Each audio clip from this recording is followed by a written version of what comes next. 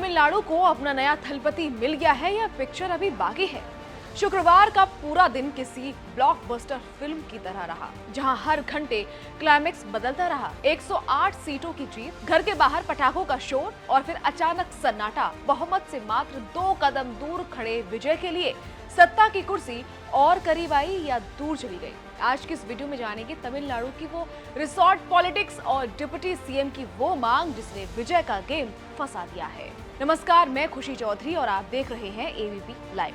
तमिलनाडु की राजनीति में शुक्रवार 8 अप्रैल का दिन किसी फिल्मी कहानी से कम नहीं रहा। दिन भर सत्ता को लेकर ऐसा सस्पेंस बना रहा कि कभी लगा अभिनेता से नेता बने विजय अब मुख्यमंत्री बनने वाले हैं, तो कभी पूरा गणित ही बदलता नजर आया। दरअसल उनकी पार्टी तमिलगा वेत्री कचकम ने इस चुनाव में 108 सीटें जीतकर सबसे बड़ी पार्टी का दर्जा हासिल किया, लेकिन सरकार बनाने के लिए जरूरी 118 सीटों का आंकड़ा पार्टी अकेले पूरा नहीं कर पाई। कांग्रेस, सीपीआई और सीपीआईएम के समर्थन से ये आंकड़ा 116 तक पहुंच गया, जिससे कुछ देर के लिए लगा कि विजय अब सिर्फ 1 कदम दूर है। लेकिन यहीं से कहानी में ट्विस्ट शुरू हो गया। पहला बड़ा मोड़ तब आया जब विजय ने राज्यपाल से मुलाकात की और 116 विधायकों के समर्थन पत्र सौंपे, लेकिन बहुमत का आंकड़ा पूरा नहीं होने की वजह से स्थिति साफ नहीं हो सकी।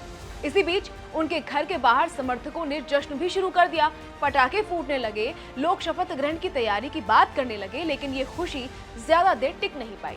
अब असली गेम चेंजर बनकर सामने आई पार्टी वीसीके। इसके प्रमुख थोल तिरुमावलवन ने शुरुआत में समर्थन के संकेत दिए थे, लेकिन बाद में साफ कहा कि अंतिम फैसला अभी बाकी है। यहीं से पूरा सस्पेंस और बढ़ गया, क्योंकि बिना वीसीके के समर्थन के सरकार बनाना लगभग नामुमकिन था। सूत्रों की माने तो डिप्टी सीएम पद को लेकर भी बातचीत फंस गई। कहा गया कि वीसीके की तरफ से अपने नेता के लिए डिप्टी मुख्यमंत्री पद की मांग रखी गई, जबकि टीवीके की तरफ से कुछ मंत्रालय देने की बात हुई, लेकिन सहमति नहीं बन पाई। इसी बीच एक और बड़ा मोड़ आया जब इंडियन यूनियन मुस्लिम लीग ने साफ कर दिया कि वो डीएमके के साथ ही रहेगा। इस फैसले ने विजय के बहुमत के गणित को और मुश्किल बना दिया। दिन भर बैठकों और बातचीत का दौर चलता रहा। कभी लगता था कि सब ठीक हो जाएगा, तो कभी नई खबरें पूरे समीकरण को बदल देती थी। इसी बीच कुछ और राजनीतिक चर्चाएं भी तेज हो गईं। कहा जाने लगा कि कुछ नेताओं के बीच कंसेंसस सीएम यानी सर्वमान्य मुख्यमंत्री को लेकर भी बातचीत चल रही है। हालांकि इसकी कोई आधिकारिक पुष्टि नहीं हुई। इधर राजनीतिक माहौल और गर्म हो गया जब कुछ विधायकों के लापता होने और रिसोर्ट पॉलिटिक्स की चर्चाएं सामने आने लगी।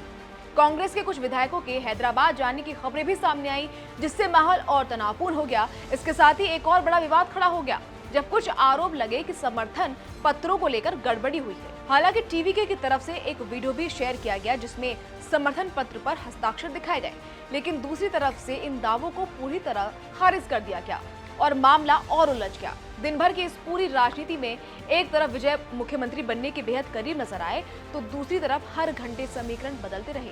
सीपीआईएम और सीपीआई ने इसे जनता के जनादेश की लड़ाई बताया, जबकि दूसरी तरफ आरोप प्रत्यारोप का दौर चलता रहा। और इसी तरह शुक्रवार देर रात तक तमिलनाडु की राजनीति एक बड़े सस्पेंस में फंसी रही। न तो पूरी तरह सरकार बन सकी और न ही तस्वीर साफ हो पाई। अब सबकी नजरें अगले फैसले और समर्थन घोषणाओं पत्र पर टिकी हैं, क्योंकि वही तय करेंगे कि तमिलनाडु की सत्ता आखिर किसके हाथ में जाएगी।